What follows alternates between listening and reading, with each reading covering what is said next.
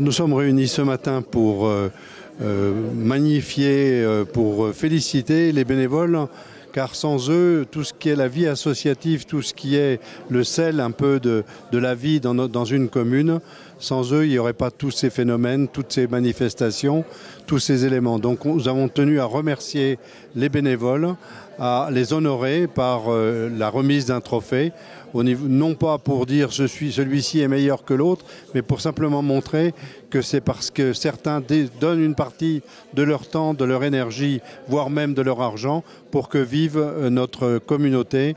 Et c'est important, et c'est important aussi de le faire savoir et de les remercier. Nous représentons tous les deux l'association Le Pays Briançonnais. Véritablement, ça s'appelait le Centre culturel du Pays Briançonnais, qu'on a abrégé Loupaïs en langue locale, comme l'indique notre broche, Loupaïs. Donc c'est une association qui a été créée en 1974 et qu'on a repris en 1998. Et depuis, on essaie de développer ou de maintenir les traditions locales, chant, danse, langue, et on se produit sur Briançon, les villages autour, et même en Italie. Par exemple, nous allons le premier dimanche d'octobre à la grande foire de Oulx en Italie.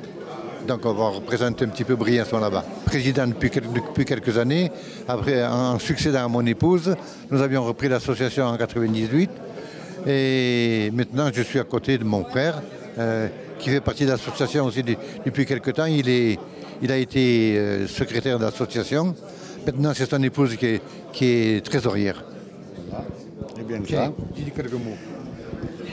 Eh bien, pour dire un peu plus, évidemment, donc, ce qui vient de dire Monsieur le Président, tout ce qu'on peut demander et qu'on aimerait, évidemment, c'est que, dans la possibilité des choses, qu'il y ait des gens qui viennent un peu s'intéresser et peuvent venir un peu nous seconder, ce qui serait très bien, voilà, pour augmenter un petit peu le groupe, et puis faire valoir les chants, les danses, comme il vient d'être dit, et pour qu'il y ait une bonne continuité.